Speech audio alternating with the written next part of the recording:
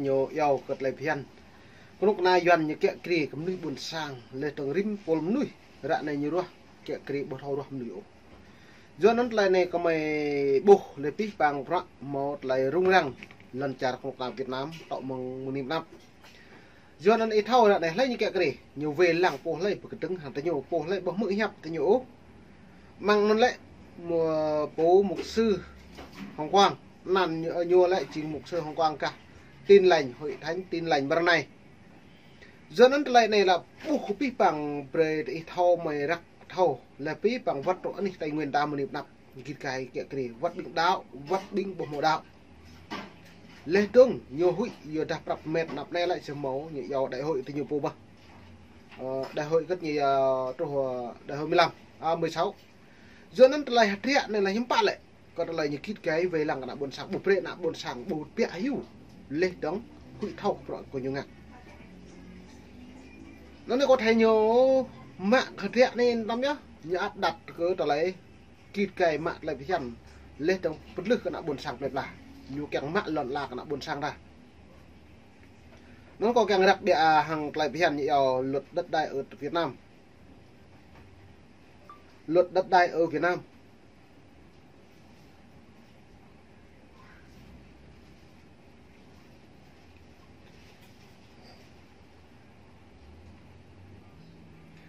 nó mệt vả còn lại này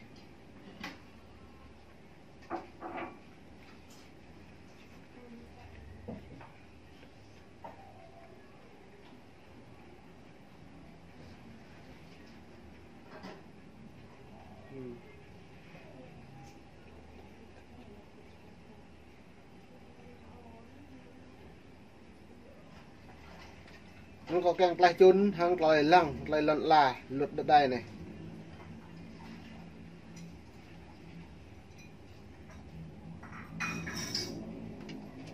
nó nét vừa kết lại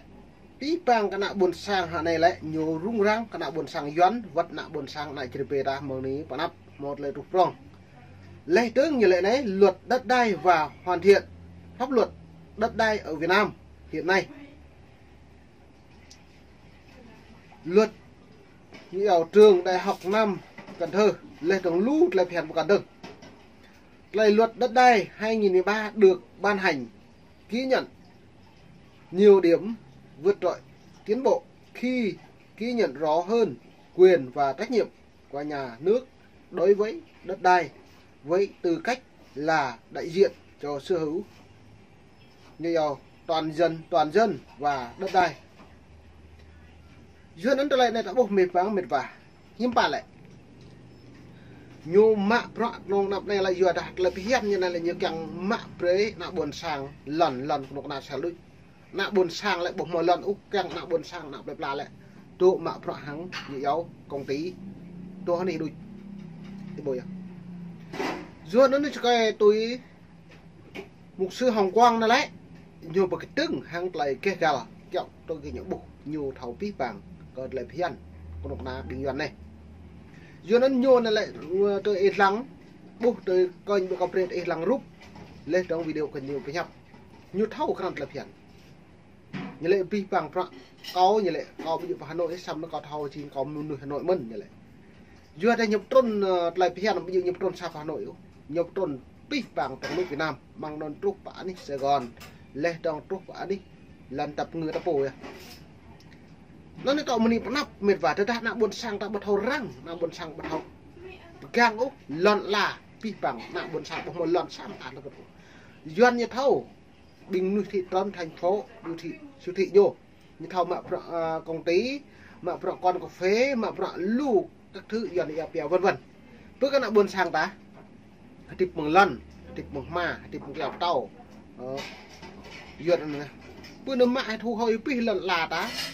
càng đòn mạ pro công ty pe nhang trái mạ pro công ty pe vợ tròn như vậy mạ pro công ty mà giờ nó mệt vả nó trở lại này tôm clom có mày càng với hàng lại tí bằng cái bộ rồi lại tít lại phiền mạ pro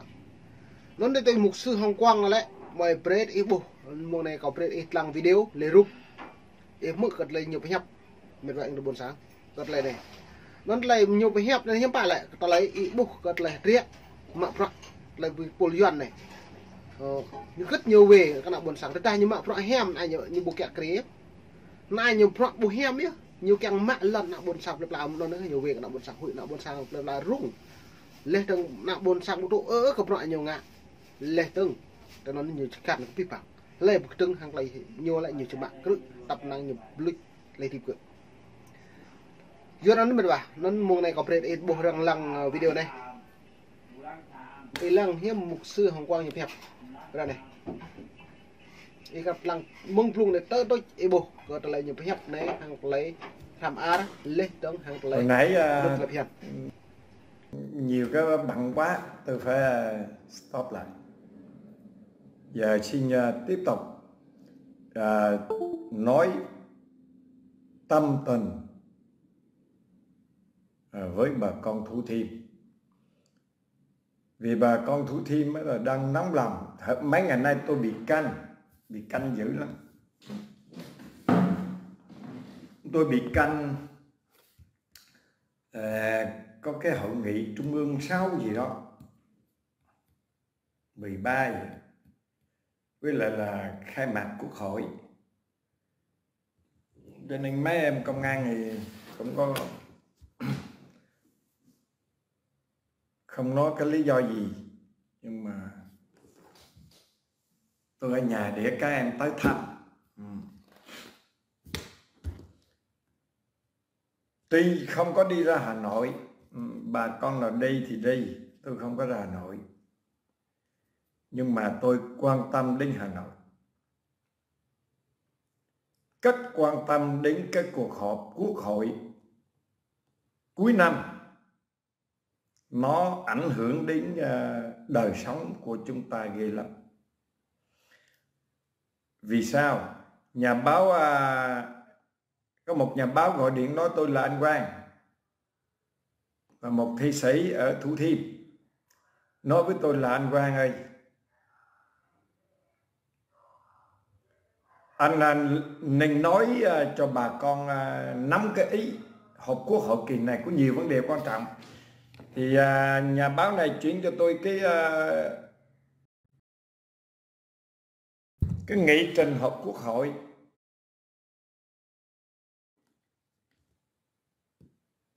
Và những cái thông tin về luật đất đai. Thì những anh em họ nhà báo, nhà luật sư, hay là cựu chiến binh, hay là công an, hay là gồm cái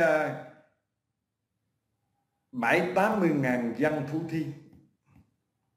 78 vạn dân Thủ Thiêm đều có liên quan sanh tử đến cái chính sách pháp luật của Đảng Cộng sản Việt Nam và nhà nước Việt Nam. Vì những cái chính sách này nó liên quan đến cái số phận của mình, nhất là vấn đề luật đất đai. Luật đất đai, mặc dù cái người thực thi luật đất đai nó có thể lách luật, có thể kết bè, kết nhóm thành nhóm lợi ích đất đai, nhưng trên cái cơ sở có văn bản pháp luật. Thì tôi là một người kinh nghiệm đấu tranh hơn 1/4 thập kỷ vấn đề Thủ Thiêm, nghiên cứu pháp luật, cho nên tôi hiểu rằng mình nắm được cái văn bản pháp luật thì mình đấu tranh, dù nó không có bại, chưa thắng thì cũng không có bại. Đó. Nội dung của Quốc hội kỳ này thông qua nhiều cái luật, dự án luật được thông qua, và riêng luật đất đai thì tôi không thấy có cái nghị trình là thông qua kỳ này, nghĩa là hạn nữa trình ra Quốc hội để xem xét lấy ý kiến, chứ chưa nói là thông qua kỳ này. Trong cái phần trong cái trang web của Quốc hội nói như vậy, báo chí cũng trích thuật. Nhưng mà bây giờ tôi nói với bà con chốt 2 điều liên quan đến chúng ta này. Thứ nhất là cái dân chủ cơ sở, luật dân chủ cơ sở kỳ này thông qua. Thứ hai là luật đất đai. Ý kiến của ông Võ Văn Thưởng, Ủy viên Bộ Chính trị, Thường trực Ban Bí thư, nó có lợi cho dân, hay là trong Thường vụ Quốc hội nó có lợi cho dân như thế nào, và bị Ủy ban soạn thảo là ông Trần Hồng Hà và biên Bộ Tư pháp nó lắng nghe, nó có cánh, nhưng mà chưa thực sự ghi nhận cái cốt lõi mà góp ý của anh Võ Văn Thưởng và Thường vụ Quốc hội về vấn đề mà vẫn giữ nguyên cái quan điểm trong dự thảo là nhà nước thu hồi kể cả những cái dự án thương mại, kinh doanh, dịch vụ thương mại. Rồi nó là có cánh là vì phát triển kinh tế này kia, tạo điều kiện. Chứ sự thật ra cái anh Trần Hồng Hà này thì người dân chẳng mấy ưa. Tôi không ưa cái anh vụ cá chết, anh bộ tài môi. Chúng tôi trong cái ngôn ngữ trong mạng là nó bộ tài môi, cho nên anh nói có cánh chứ anh không có làm. Anh vẫn còn bảo vệ cái quan điểm cũ về thu hồi đất. Và trước nhất là có nhiều bộ luật thông qua, nhưng mà tôi thấy có hai vấn đề nó quan trọng. Đó là luật dân chủ cơ sở. Như vậy dân chủ cơ sở là gì mà tôi nói là quan trọng và nó liên quan đến đời sống chúng ta như thế nào? Tôi nhớ là vào năm 1900, thiên niên kỷ trước, thời của Tổng Bí thư Đảng Cộng sản Việt Nam Lê Khả Phiêu, có ra một cái chỉ đạo 30 nói về cái quy chế dân chủ cơ sở, mà tự trung của quy chế dân chủ cơ sở có chính sách của đảng, có pháp luật của nhà nước, nói tuyên truyền báo chí là 30 năm qua là nhiều lắm cái dân chủ cơ sở, rất là nhiều. Nhưng mà bây giờ mới là nâng lên thành luật, đưa ra Quốc hội. Tôi mở vật đơn cùng với vấn đề bắt bớ cả tướng lãnh công an, tướng lãnh quân đội, bắt bớ cả ủy viên Bộ Chính trị, giam xét xử, bắt hàng loạt chủ tịch tỉnh, bí thư tỉnh, ủy viên trung ương, cách chức, bộ trưởng đều bị bắt giam. Với cái vấn đề mà nâng cao, đưa ra thành luật cái quy chế dân chủ cơ sở, tôi nghĩ là nó có cái sự liên hệ. Tôi khoan nói đến cái nhìn của tôi là cái nhìn của bà con Thủ Thiêm, cái nhìn của những người sống trong nước trong cái gọng kềm của chế độ. Cho nên tôi cái nhìn là một công dân đang thực thi cái quyền của mình. Dù cái luật pháp nó chưa hoàn chỉnh, nhưng mà cái gì luật pháp nó đã có mà nó tương đối, nó có lợi cho người dân, thì là một luật gia. Tôi tư vấn pháp luật mấy mươi năm qua cho người dân, trong mọi cộng đồng. Cho nên tôi thấy cái văn bản pháp luật đó là cái chiếc phao, mặc dù cái phao nó có đủ